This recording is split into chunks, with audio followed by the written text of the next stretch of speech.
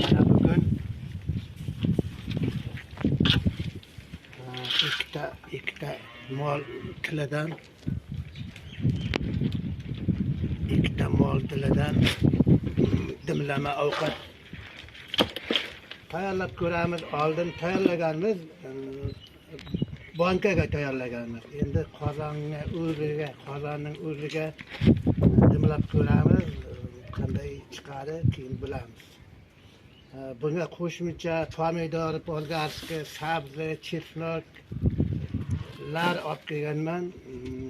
Ularni ham qo'shib ajoyib qo'ling o'rgilsin, ovqat chiqish kerak va shunday chiqishga harakat qilamiz. Bo'ldi. Tilimiz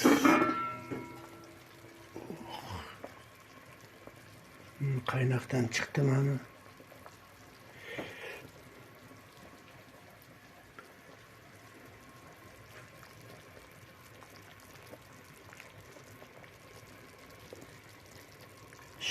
Shukur qaynayapti.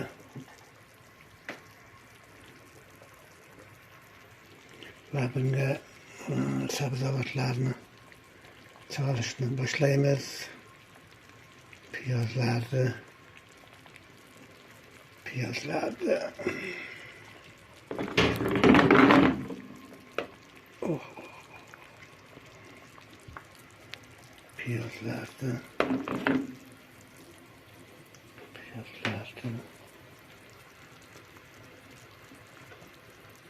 qochib boryapti.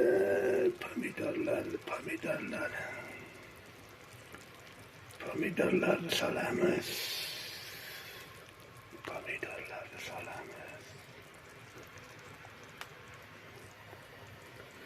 Sabzlarni solamiz.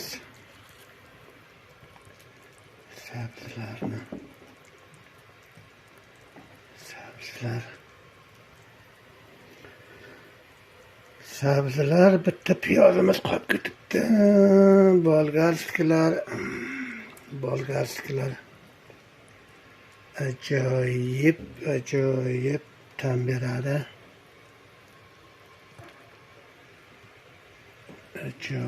Ajoyib ta'm beradi.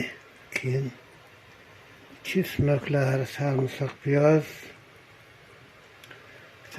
piyozlarni solamiz.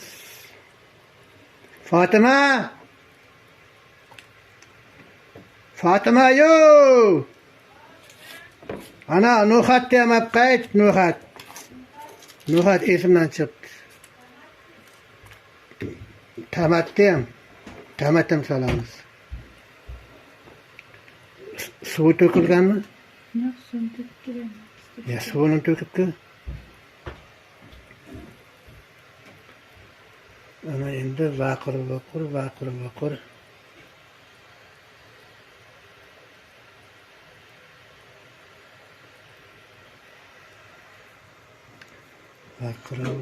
Murch solamiz. Mana murchimizni solamiz.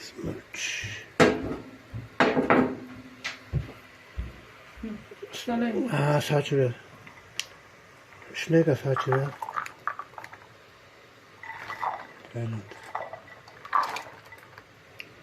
Tomatimni qoshiq bilan solayman.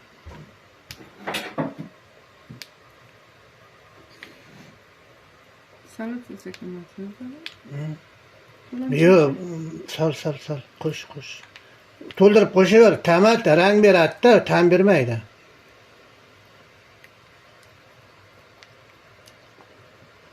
Sho'rvasi ham qizilroq, chiroyli sho'rva bo'ladi-da. Yana chitta qo'sh, yarim qo'sh.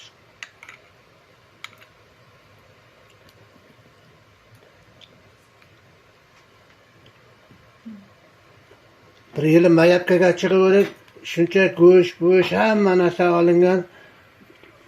Tomat qolib ketganda, mana shoshib, yo'q, ko'rinishini qo'y. Bunani oppoq sho'rva ham ta'mi yo'qda sho'rvalar. Go'sht yedik, sho'rva yemadik. Bu tomat, mana pomidorning shunisi joyi boshqachada. Joyi boshqacha bo'ladi. Tuz soldi bunları. Tuzli bir yarim soat qaynasin, tuzli keyin solamiz. Keyin yumshoq pishadi. Yumshoqqina, do'mboqqina pishadi. Xo'p, shunday qilib buni miltillatib qaynatamiz.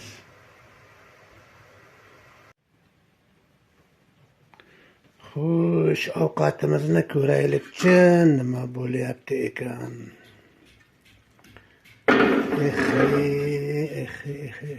Qaynashini qaranglar, qaynashini.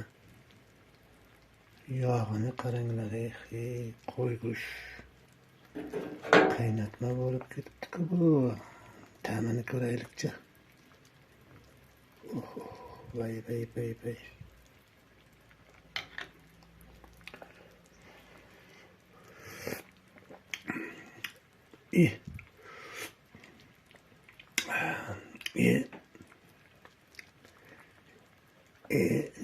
Nima gap?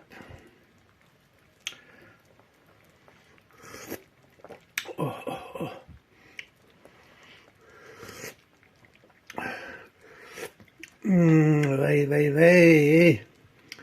Tilning sho'rbasi ham bunday shirin bo'ladimi? Qo'y go'sht qatori shunday shirin sho'rba bo'libdi.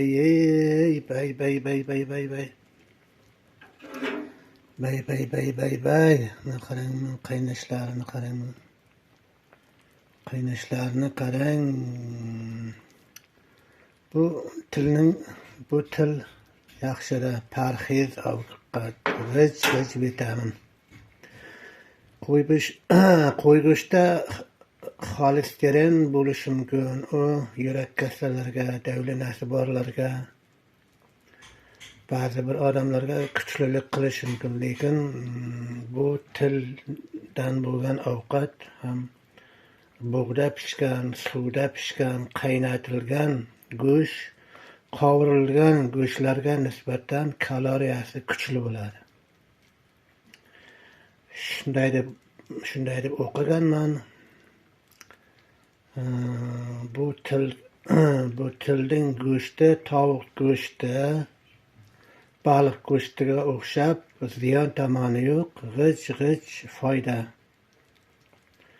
Kasal odamlarga ham, yosh bolalarga ham, homilador ayollarga ham g'ich vitamin. Buning qaynashini qarang, qaynashini. 4-5 soat shu holatda qaynatsak, nasib bo'lsa,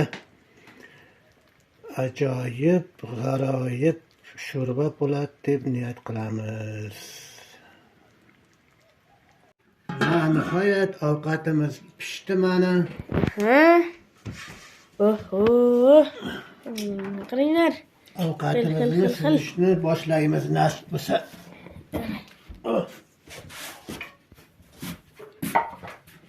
Ovqatimizni suzishni boshlaymiz. Qaranglar. Qani. Bismillahirrohmanirrohim.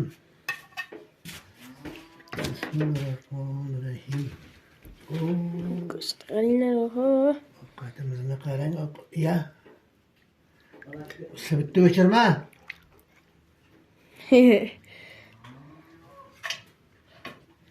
Kambag'al o'tib jetdim deganda sibitini o'chirib qo'yasizlar.